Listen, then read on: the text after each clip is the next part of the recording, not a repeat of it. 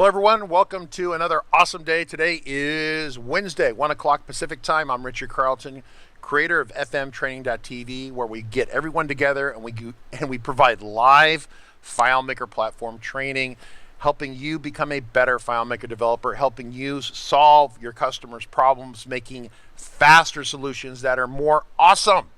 Awesome! You must make awesome solutions, right? Cool. All right, so I am doing air traffic control. Today is a very awesome day. So let's cover basic news besides the Jesse Barnum stuff. So I'm going to do the boring news. Today, tomorrow, next day, we're doing some basic starting point material. Today is going to be on the enterprise audit and what we discovered. Think about doing maybe with your own solutions, what we discovered from ours. It's going to be a moment where we're going to, talk honestly and openly about the file, about what we did or did wrong, and then how we fixed it. Right? I mean, it's not about me saying you go do the right thing. The only reason Michael Jordan said he learned more from failure. Always learn way more from failure than doing things correctly. And so when you fail, you make a mistake, you learn from it, and then you make it better and you move on. When you make enough mistakes, you're considered an old guy and you're the wise old man in the corner, right? So that's what happens. So moving along on that end of things, reminder once again that this broadcast is sponsored by everyone buying your bundles. If you have a bundle training, I did award a free one yesterday to one of the peers in your midst who sends me lots of free samples and demos and things I can use. So he got his free bundle yesterday. So let's talk about Starting Point. We are in the process of sending out all the emails for Starting Point. If you are a bundle subscriber, you already got an email about Starting Point 20. Just for full disclosure, there's quite a few things going on with Starting Point right now. This is 20, really doesn't really say it, but it's 20. If I had to do a thing here, it'd be 0.0.0. And we have a 20.1. The problem, you can't put a lot of points or periods in a file name because it screws everything up. But we have a 0.1. And the 0.1 has nothing really serious on it. And this is kind of where we're going to lead into this conversation about performance. So Jesse is building a solution or not building, he already has Mirror Sync, and he's tuning it to make sure it'll work with 4 servers. And we want to show replication servers around the globe. So you have a copy of your CRM in the East Coast, United States, the West Coast, you have one in Europe, you have one in India somewhere, you have one in Australia somewhere, and you log on and use the closest one. That's an official Claire's recommendation. You log on, use the closest server. But if Sally in California changes data, you need to see that when Dr. Pollard in Australia changes it, right? Or sees it. And so the idea is that this thing, people are changing it, and then within 5, 10, 20, 30 seconds, the data is synced all the way around the world. Now, what happens if 2 people change the same record at the same time? I don't know. That'll be a good conversation for him to address. But the bottom line is that generally, if you have a large CRM and your organization has some sort of rules about how you engage with people, you're not going to have too many people run into each other, right? And so it just depends. So we're going to have a lot of fun with that. So what we did, though, is we started off with Starting Point 20. That's the link you have right now. We are in the process of rolling out the enterprise fixes. So really, at the end of the day, what we're going to have is 2 versions of Starting Point. But one that uses UUIDs. Okay, so UUIDs are those long randomized characters as the primary keys. I don't like to do that for training because that sucks for training. Because when you're trying to show people connecting with relationships, it's better if the primary key is 1, like 1 0 0 0, something simple they can see, and they see it over here and they match, and then they understand it connects together. When you have a 32 key long alpha 3141 Bravo X-ray and it matches over here, I can't see that. I don't even want to train on that. And so what you have is, for synchronization purposes and for replication and enterprise type of stuff, you need the enterprise version. But for 300 or 400 people, the regular one is fine. So the basic copy of Starting Point that we have, the 20.0, is just fine. We ran it last year up to 300. It was 261 people, and we couldn't break it, and so we had everyone do sorts at the same time and run reports. And then we crashed the server, basically. Didn't crash it, just made it unresponsive. So this one here will go to hundreds and hundreds of people simultaneously. The change that we made on the enterprise one is one that where we tuned it a little bit more with the UUID. So I think one is for training and reasonably small deployments. If you watch the video that was sent today in the email, kind of explains a little better. That's that. So let's talk about what we learned. Any upfront questions? Hogel, are you there? John Yes, Hogel. sir. I am here, standing by. Okay, so let's dive into this. So very, very, very important about starting points. So you open these up. You're going to get this opening screen. I always set it for the default mode right here, which is kind of the most basic kind of layout you can have. And that's where when you have a layout, you don't have the master detail. It's just a form view for this person. If you want to see a list, you can press here and get the list. We do have databases next week that have gigabytes of data in them where we load it up with hundreds of thousands. In fact, I can show that if you want. You want to see performance? This will blow your mind. So this is version, without the actual extra fixes we did, this is the, I call it FMSP FAT20. This has got, how many millions of records on this? Now this is on a server 75 miles away on a very slow Mac server. And so if I go over to contacts, you can see that we have 260,000 records here. If I go to invoices, there are over a million invoices in here. All right, so this is like real data. This is not pretend. This is the real deal. This is about a 6.5 gigabyte file. Trying to make one about 15 gigs. That's like my benchmark. I like to use that.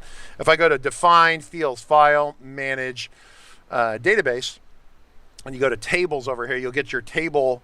You'll get record counts over here. And if I zoom in, you'll see we have 23,000 there. We got 650,000 in nodes, 250,000 there, 4 million line items and invoices, and 1 million invoices, etc. So that should do a lot of good accounting. Then projects, 519,000 projects. So pretty beefy data set. Most people don't have sets quite that big.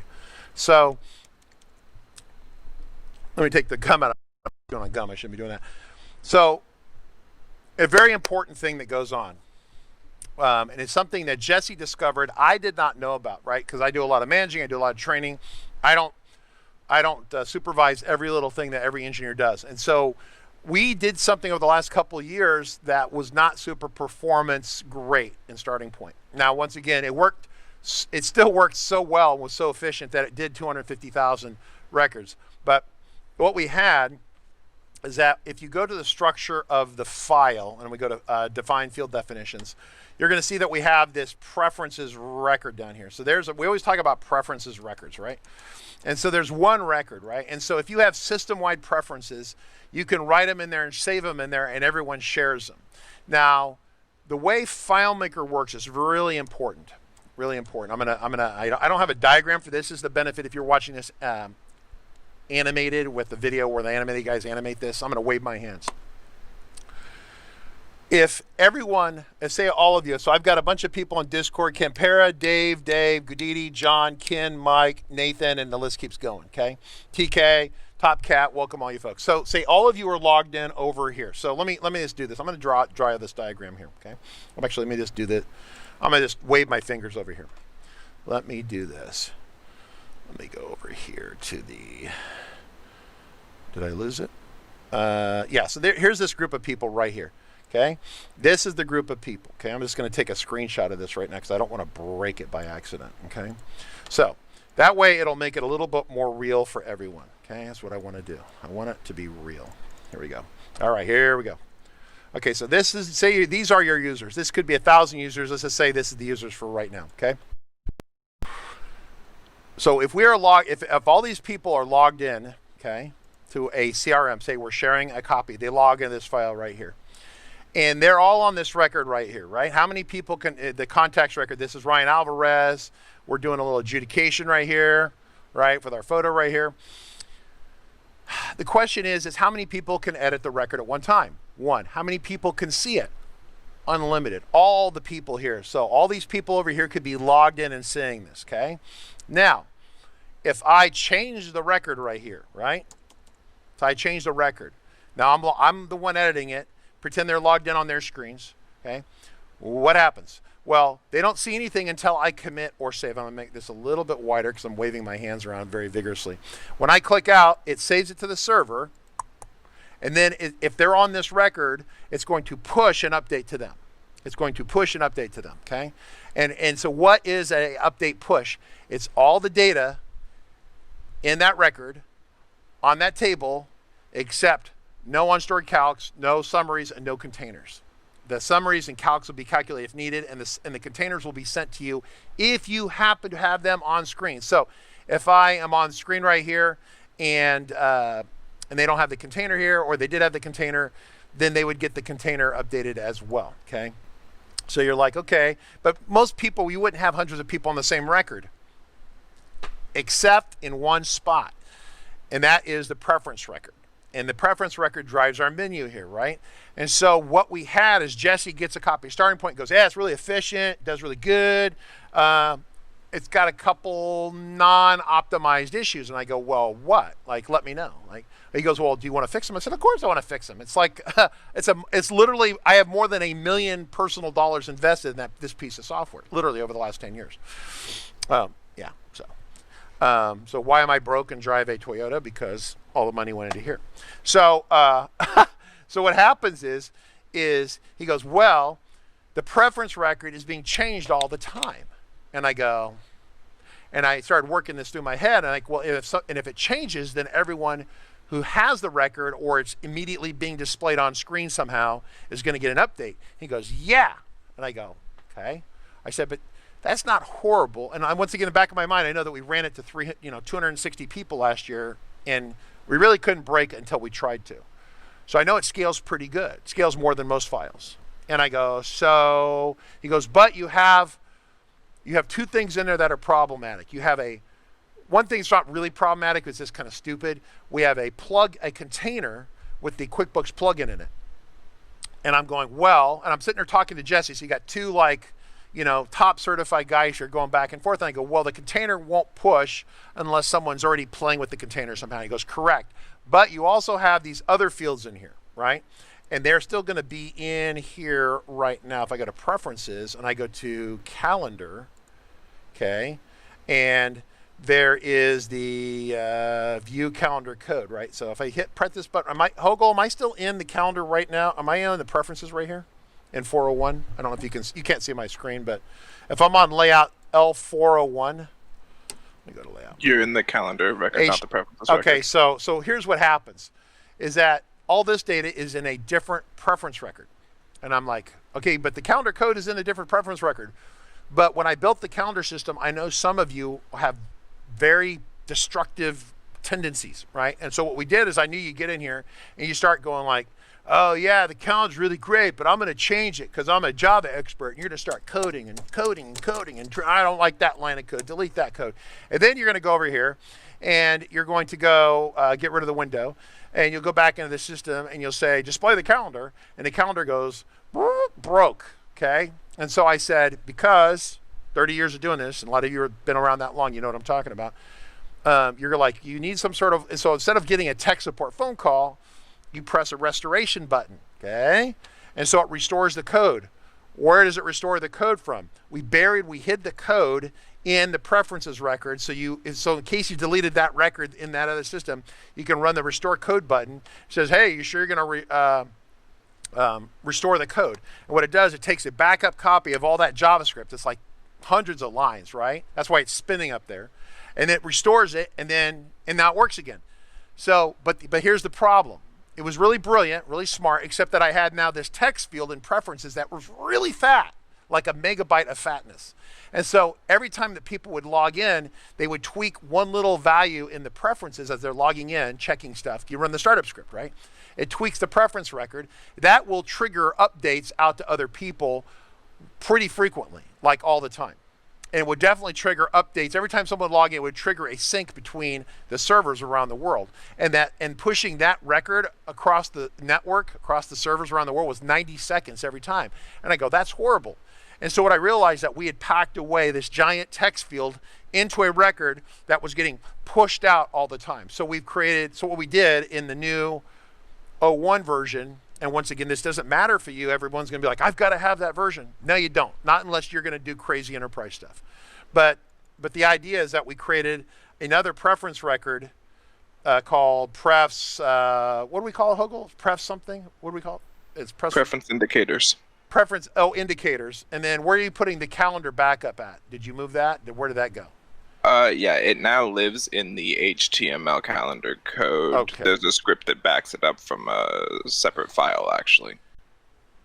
Okay, you'll have to explain what you just said to me because I have no idea what you just said.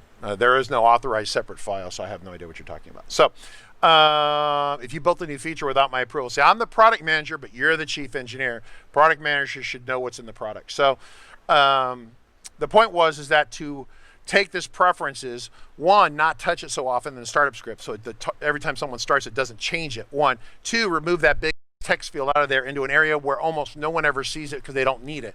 Once you make those changes, suddenly the synchronization around the world is much faster, right? Questions about the content, the idea of if you have a lot of people that are looking at a record and you change it, they're all going to get a push from the server. And if you have 300 people logged on the server, then there's going to be 300 blocks of data are going to get shot out of the network. That might clog up the network briefly when it does that. Now, if the record is really thin with just a little bit of data, then it's like 50K or something like that, or 20K of data. That would be easy, no problem. But if you put a megabyte of calendar JavaScript code in there and you're shooting that out every time someone logs into the system and you have hundreds of people logging in, it's going to change every minute, which means every minute you're going to get that megabyte dump. You would think that would have broke the solution last year. No, it's still that efficient. It was really quite good. To build on the idea, Nathan Schneider on Discord, to build on the idea further, product container images that would also have to sync all the time, creating a separate table relationship. The image container will increase the synchronization. Okay, so to build on the idea further, products containing images that would also have to sync all the time, creating a separate table relationships image container will increase the syncing time. So you could change the product image, we get synced. Yeah, well, okay, so yeah, I mean, so there's really two issues that are going into this. If you touch the record, FileMaker is smart. It's going to send down to the people, once again, what were the rules? It'll send down to them that record, everything minus summary field, unstored calculations, and it won't send containers unless those are needed on screen. Then it will do that. Jesse's solution, if you touch the record, syncs the whole record, right? So if you broke the product images out as a separate table, which you could do, you could take all the product images that are over here. If I go to products, and we're going to script that changes these to looking like gears and widgets and stuff. But if that's your image right there, that was in a separate table, you could change this over here. It really wouldn't affect the image. You could synchronize those separately, right? So, Nathan, you've been playing with MirrorSync, right? So you like MirrorSync 6, so he likes it. MirrorSync Sync is a good product. That's why I don't have a problem with you guys bothering Jesse, because we're helping him sell his product at the end of the day. It really is a great guy. He actually makes pretty good money, and he does a great job, and he's successful because he solves important products in the FileMaker platform. And I'm pretty happy with that. So, and if you guys email him, that'll probably put enough pressure on him to make sure he delivers us a good demo for next week. But, oh yeah, we want to talk about recovery. Well, we do have time to do that today. Any more performance conversations? We can talk recovery if we like. Everyone is bored out of their mind. Okay, so let's talk recovery. Now, what I'm going to talk about in terms of recovery is the state of recovery. Okay, makes sense. So it's not what will be in 12 or 18 or 24 months. I don't know if it'll change too much in 12 months, but certainly in 24 months, I expect it to change. And I'll get to that in a moment. But this is the way it's been for the last, say, 15 years, 20 years. It's basically unchanged. So a FileMaker file can become corrupted. Imagine if you're looking at a Word file, a text file, and suddenly in the middle of the Word or text file, there's some trash or junk in the middle of some garbled characters in there, okay? Well, in Word, you would see that, and you'd go, that sucks. You'd highlight it, you'd delete it, you'd replace it, or whatever you would do. With FileMaker sees it internally, it goes, oh, is that supposed to be a description of a layout, or is that a part of a data? Because remember, FileMaker mixes the data and the structure into one file, and it's in there pretty intelligently parsing the stuff and doing this at very high speed. But if it gets to a block of text, it's all like makes no sense to it. What does it do? Well, it can crash, right? That's always why we say don't use a crash file, because when you crash it, you could inject that garbled stuff in there and you don't even know it, right? So that's kind of that rule. So the cockeyed optimist asked a question yesterday. I took a screenshot of it. I am going to attempt to read it now at this time. Let me see if I can read that. So he says, I'm actually going to cross-post it over here for you folks. I think that's it. Hopefully it's not. Yeah, here it is right here. So it's in Discord. I can't recopy it for everyone. On a totally unrelated question, anyone know why when I recover a crash file, FileMaker basically says all is okay, yet the log indicates error code is 8476. Which do I believe? And then Kyle says, behind that, when restoring a file, start with an older one, import the records from the newer one, possibly. Yeah, Kyle's right, but not yes and no, because he kind of leaves out certain details in there. When files crash, usually because of a power outage, some kind of fire, maybe, right? So Kyle, are you here today? I don't know if he's here or not. So I'm not picking on Kyle in any way. So Kyle, if you watch this in a recording, not picking on you. Kyle is right, but it's one of those things you can't answer the question in one sentence. That's why I didn't do it yesterday, because Kyle's right under. So if we go into, now I've been opening these files and crashing these files and opening them and crashing them, right? So let me see if I can, let me see, where'd it go? So let me open this up. Let me put a bunch of data in, put a bunch of data in, put your data in. Now I'm going to force quit it. If I can induce some unhappiness. Now, this file is potentially suspect now. It crashed. We would never want to use it. But what we want to do is, for some reason, that the cockeyed optimist or optometrist decides that he wants to check it out and try it. So what you can do is run a recover command. The recover command is basically where it goes through the file bit by bit and tries to rebuild the file. I think in the future, this will be like a guaranteed kind of locked on thing. The recovery command as of the current time is kind of a semi-loose suggestion that it's either really screwed up or kind of okay or really okay. There's really like three, you'll kind of get three vibes from it, right? A lot of people, sometimes like you'll see a file that says, oh, this file is totally great, just use it. Then you'll see a file that has a couple errors and says, you should restore from a backup, use a backup copy and bring the data over or something like that. Then you'll see one where the telemetry comes out of the back end of it, and it's like watching the damage report on the Star Trek Enterprise after the Borg chews it up. Right? It's like it's going to be in space dock on an overhaul for 2 years. It's but parts, the engines are not attached anymore. And so when you get a damage report like that, it's not a salvageable thing, and that's what we try to get people to avoid. So I'm going to specify the file on my desktop. It's FMSP, this one right here. Let me see, consistency check. No problem sound. Okay, well that's fine. I'm going to go and select it. What it's going to do is it's going to say, I always use advanced options, right? And so what you do is this is where you can run a compacted copy over here, right? I'm going to zoom in on this. So these are the recovery options. So copy, block as. I almost never use these two right here. I almost use this one here.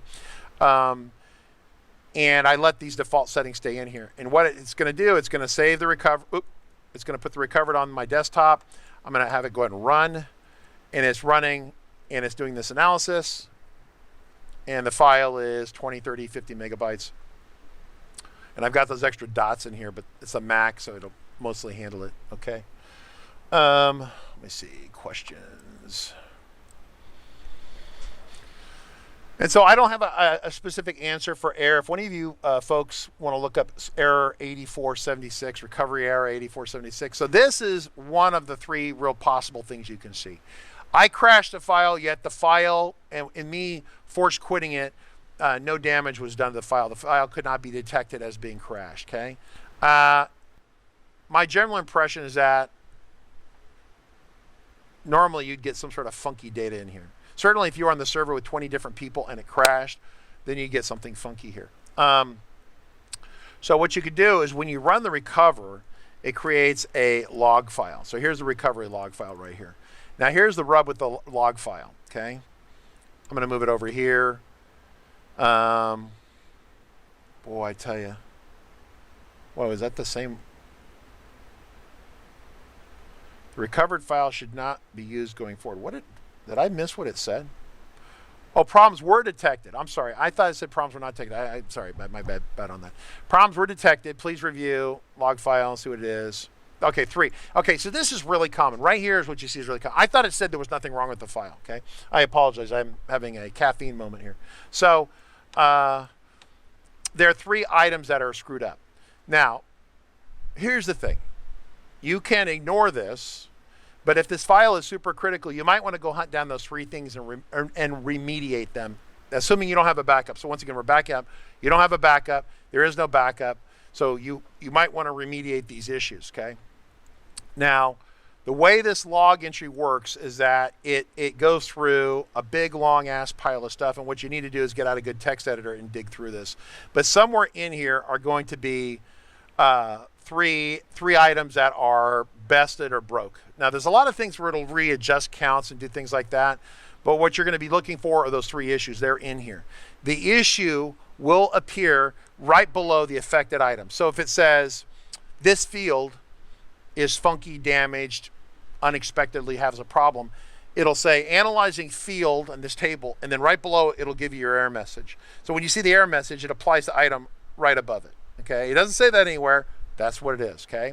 So what you can do is go to those 3 items, delete them entirely out of your system, delete them, save a compressed copy of the file, okay? Not a compressed, a clone of the file. We have not discussed clones of the file. This is a very big conversation, actually. But a clone of the file strips all the data out of it. There won't be any records, any tables, and it does this general. It's like going to like on a healthy diet for 9 months, and it trims out all the fat, gets you leaned up, skinnies things down. It resets the file to a nearly pristine condition as much as it can make it. That's what a clone does. And so you could remove the objects, save a clone of the file, then you can rebuild the objects. A super important concept of what I'm saying. You can go into FileMaker Pro and rebuild them. And I already can tell what some of you are thinking. You're like going, Richard's a moron. I'm just going to copy it from this file over here and paste it in this file over here. Can't do that.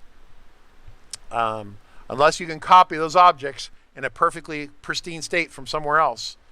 If you copy an object over. Remember, when you copy an object, you're copying the XML that represents it, right? This XML code, right? That's that stuff you're starting to see now. And in that XML code, the corruption can still be in there. You're going to you got rid of one corrupted item, and you're going to paste in another corrupted item behind it. You have to recreate it from scratch, which means if you have a bad layout, like in the old days, you'd see this all the time. I get a customer call, and this was really prevalent back around 2000. You get like customer calls, hey, I'm going to go print this layout. Whenever I hit print, it crashes. Okay. What happens is, or when I go to a layout, it crashes. When I hit this button, it crashes. Well, the button isn't crashing it, but the script says, do this, go to this layout, and on the layout is a corrupted object. And when FileMaker tries to render the corrupted object, it can't, it crashes. So you say, well, I'm going to delete that object. And then I'm going to go over here and copy it and bring it back in. You run a real serious chance of bringing in the corruption. Same goes for data. You're like, oh, I want to, you can have corruption in the data, like in because the way it saves this stuff in FileMaker. Let me see if I can just open this up.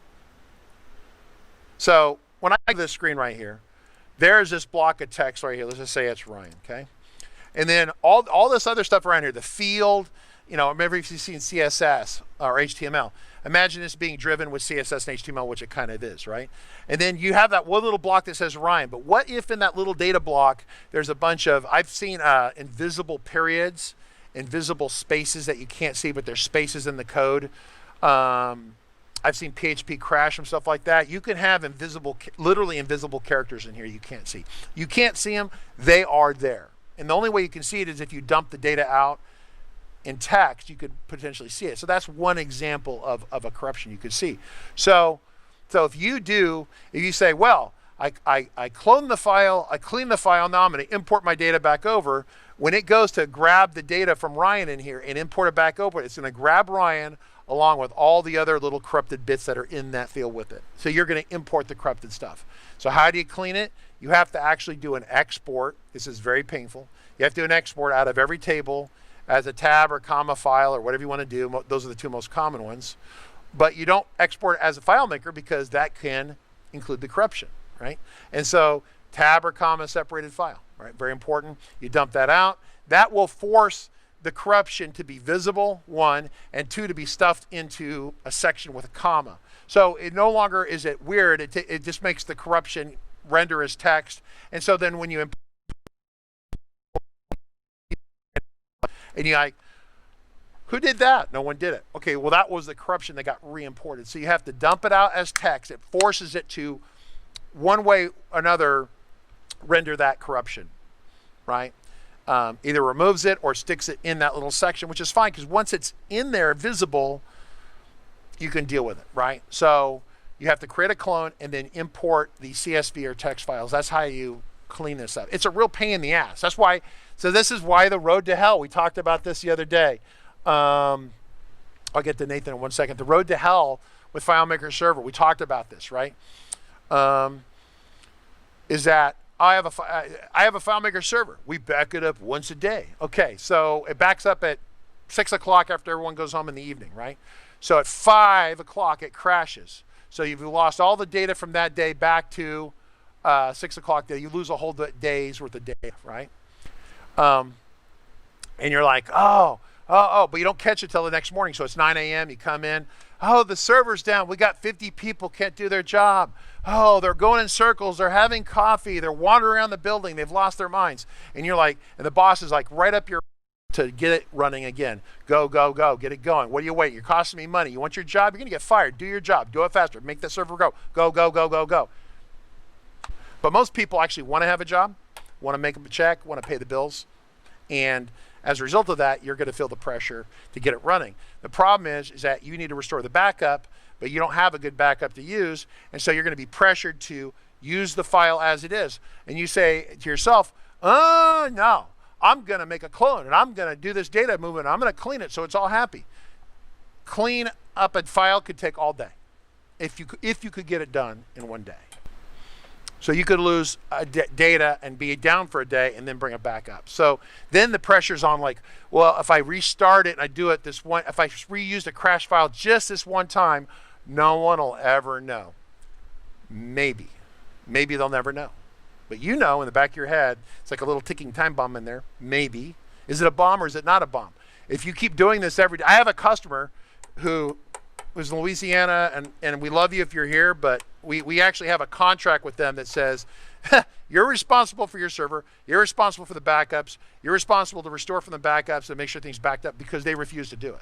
And we don't want to build a solution for them. And so about every 3 or 4 days, there's a lightning hit, power outage, it goes down. They just fire up the back. We've had conversations and they refuse to do the correct thing. And so I wanted it in the contract that I'm not responsible when they blow their stuff up, because I've warned them, right? So it's a really bad place to be.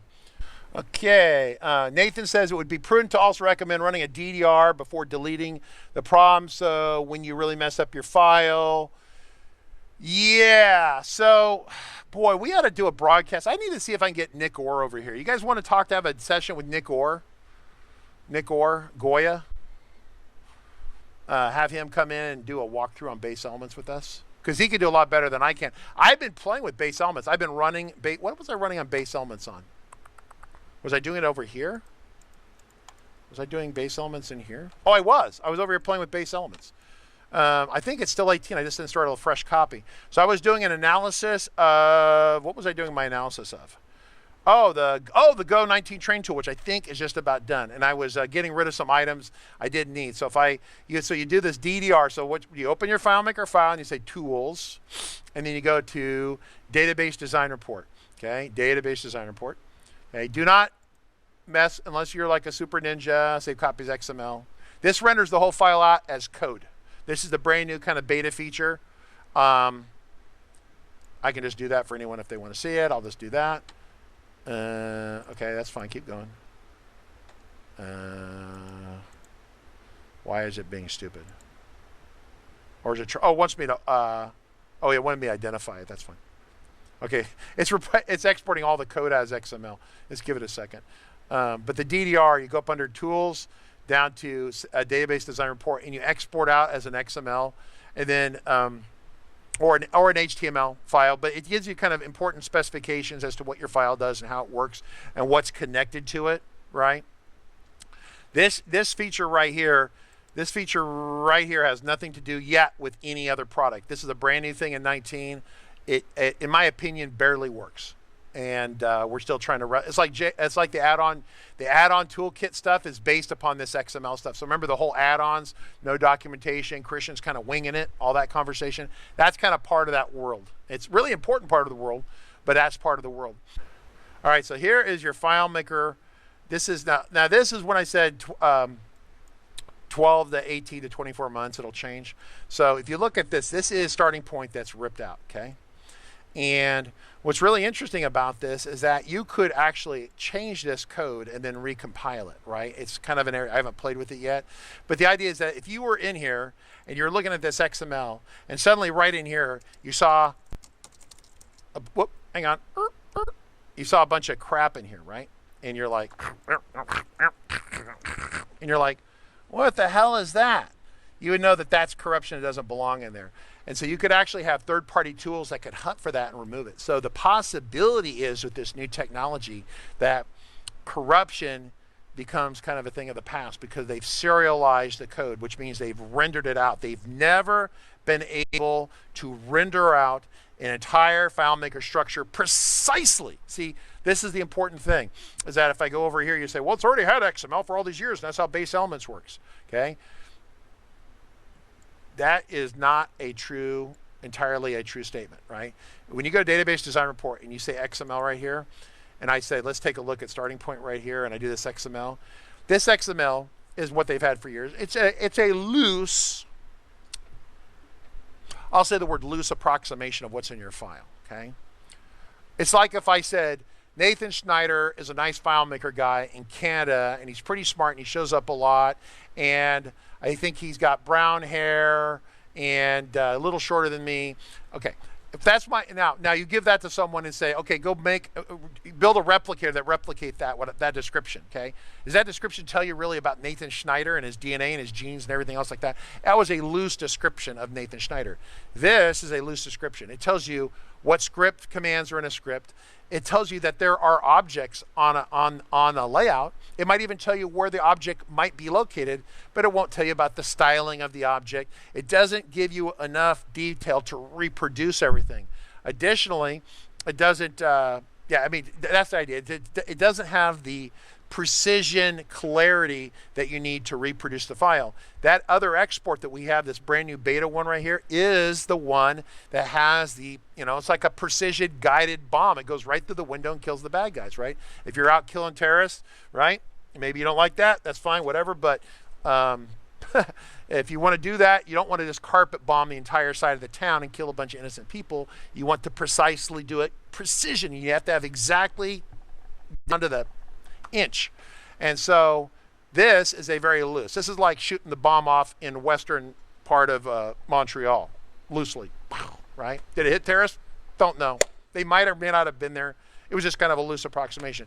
You don't want to do that, right? You want a precision tool. That's what this stuff up here is. It's also why Christian can make, using this stuff over here is how you can build all sorts of new amazing stuff.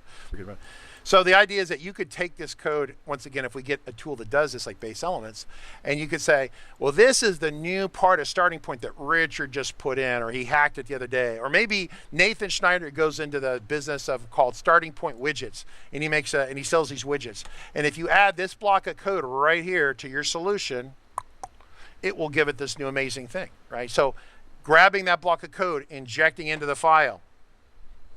Welcome to the new world. Jose Chang, to reproduce solution, you must understand all of the developer.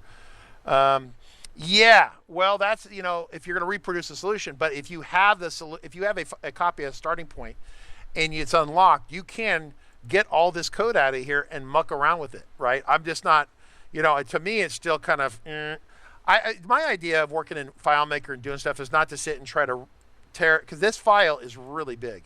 I mean, not slightly big. It is epically large. In fact, it's probably much larger than the actual FileMaker file itself, because it has to. It's very inefficient to render it out as XML. Yeah. So when it has to render it actually out in text that we can read, it's not very efficient, right? It's a 135 megabyte file. The actual file itself, compiled, if you want to call it that way, is 55 meg. So basically, it's almost triple size by rendering it out as XML. So it's very inefficient to do that, but it's human readable or readable by like base. Listen, the day is going to come where base elements can read this new thing. I've got to fix that. I just did it the third time. All right, other questions? Yeah, force quit on Word. I got to fix that. Hogel, are you there? Do you have any comments about what's going on here?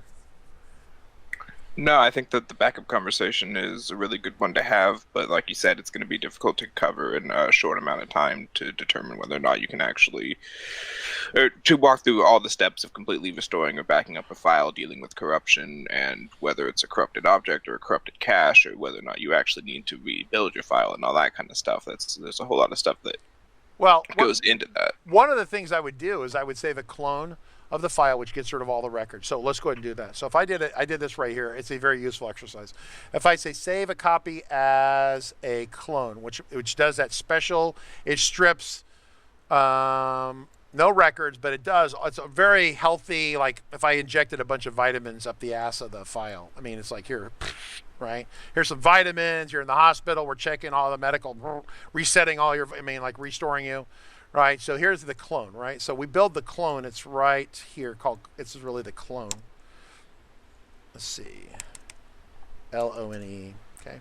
And so if I take a look at the size of the file, it's smaller by half, right? Now, is it that many records in here? No, it's just a lot of cleanup of wasted space, things like that, right? So then you would open this up and you'd be like, well, it's probably gonna malfunction, there's nothing in here. But what you would do is you'd run a recover on this. So if you run a recover on the file with the data, right? You run a recover on the file. Here, let me do this. I'm going to help you out. All right, ready, Ken? Here we go. Whoop, there we go.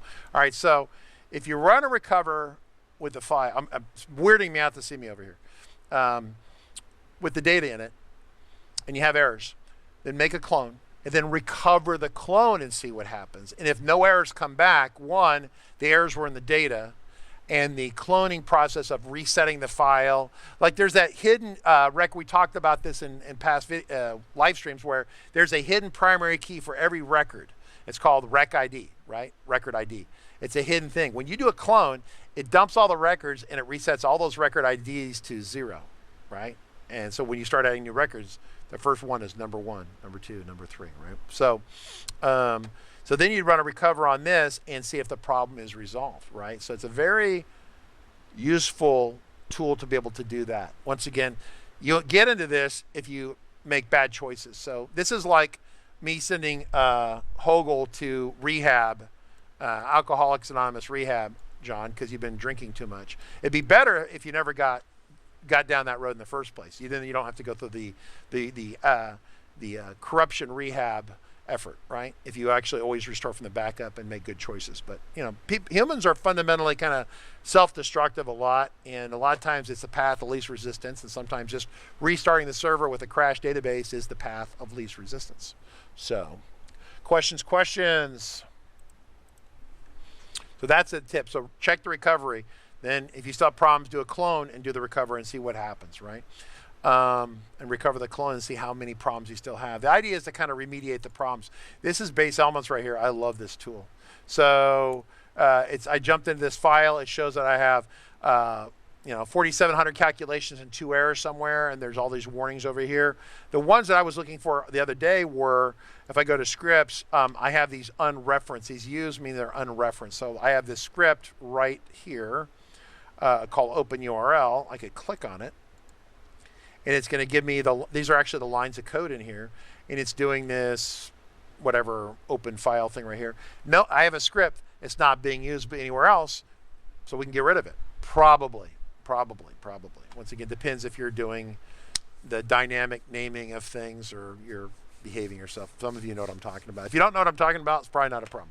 But if you have unreferenced items, you delete them out of here. So that's what we've been doing, cleaning up files. We didn't do that this time with Starting Point. I'm kind of afraid to run it. What if I run this, Hogel? Is it going to be very embarrassing to see how badly damaged things are?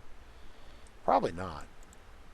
you always have some errors. Like if Claris if they ran a DDR base elements, not that there's any such thing, but if you ran on their source code for FileMaker, they have at least one engineer whose kind of dedicated job is to go in there and find blocks of code that are no longer used, that like unreferenced code and scripts and blocks of libraries and stuff. And so whenever you see FileMaker get smaller, like it's like right now you go in here and it's like, hey, this FileMaker file is 19 is so big, right?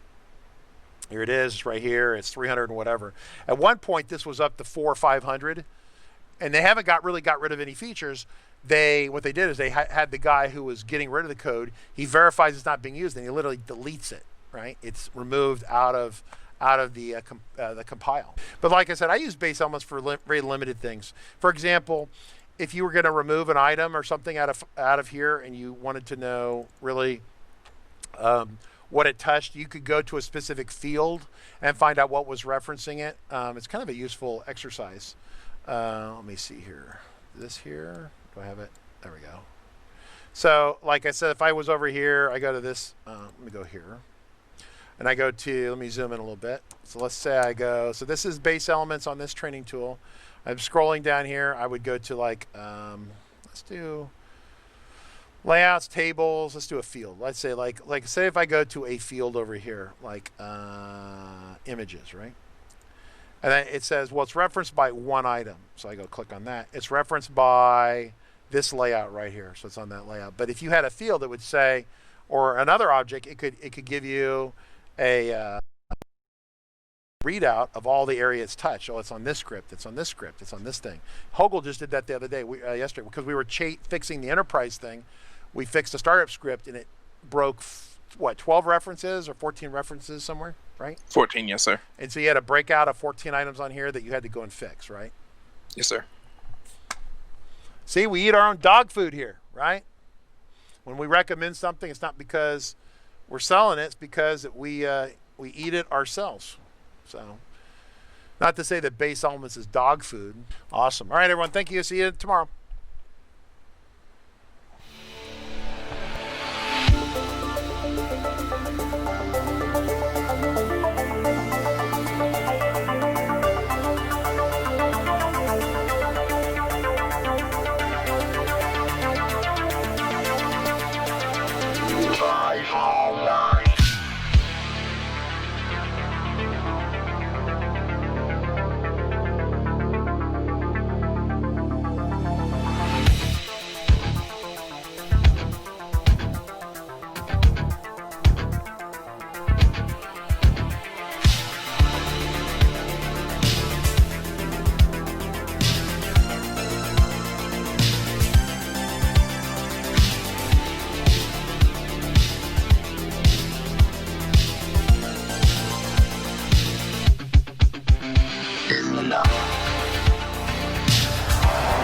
And the guys just stepped up the whole way. Calm, cool, collected. The quarterback, great read, good patience.